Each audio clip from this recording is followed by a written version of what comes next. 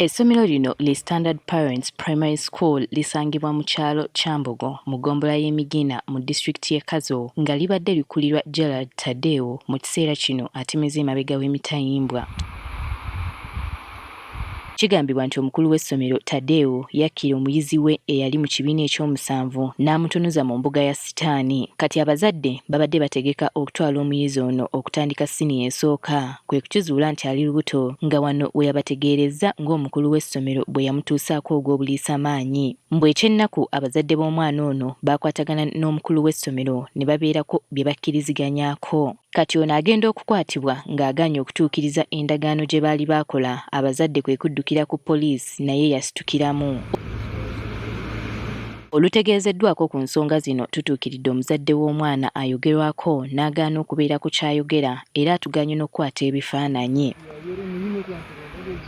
Bo abatuuze batubuulidde nga bwe bavumirira eky'omukulu w'essomero ate okuddira omwana omuto n'amutunuza mu mbuga ya sitaani. Kati kiri kirungi kushanga headmaster niwe mwebembezi w'abaana abo kashanga oriyo n'okora ekintu nk'ekyo mwaga okubeera n'omuhabura kushanga ngu niwe oriyo n'omukoresa ekintu ekyo. Anga omusomesa yatwekire omwana kandi ariwe yabeera n'amusomesa. Kati abazadde baagala nannyini w'essomero lino okusitukiramu ku musomesa we olw'ekikolwa kye yakola. Abashomesa nibo barikushiisha abaana baitu, mwena abashomesa beegarukemu kandi na director w'ishomero eryo nawe aine kutamu omukono gw'amaani omu bashomesa be. Bano kati baagala omusomesa ono aweebwe ekibonerezo ekimusaana afuuke ekyokulabirako eri abalala. Abali omwe ab'okuteereza obwana bw'abandi ab'okushiisha obwana bw'abandi bize bakirebereho. Mwenso ekyo ningambira nka gavumenti bagezeho ekintu kyona headmaster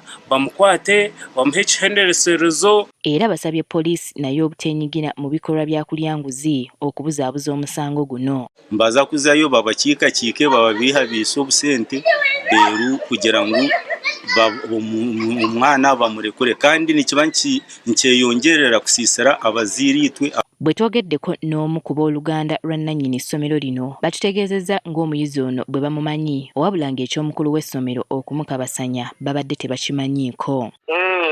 Akakora pira hii so veronaza kutumsikendo then noba chimanyi 17 noba kasasura mukwasiza nyombo ine na director w'issomero. Poliisi ekakasizza ng'omukulu w'essomero lino bw'atemeza emabega w'emitayimbwa. Then the discovery of the body changes of the victim was in February of this year 2026. So when the parents discovered that the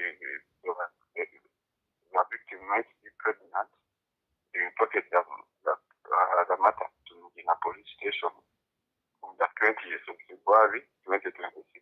Kyokka eby'omuzadde okwekobaana ne kagwa ensonyi bo tebakimanyiiko. Kati abatuuze basabye abazadde bulijjo okutuulanga n'abaana baabwe okwogera ku nsonga ez'enjawulo. Okamuteeka y'issomero yetegereze niwegezeho ozeyo oswizime ogw'omwana wange aryata kandi mugume itwe abaziire tugume tuhana aba baana tugume tubashitamise buli kimwe kyona tukibagambire tugire ngu ngwareba omushaija mukuru yagira ngu yaza kuta mu nshonga z'omubonano iwe yange ningogira omuntu owahanga hari ogambire kyamaani. Y'omukwate akuumibwa ku poliisi y'Emigina ng'okunoonyereza bwe kugenda mu maaso.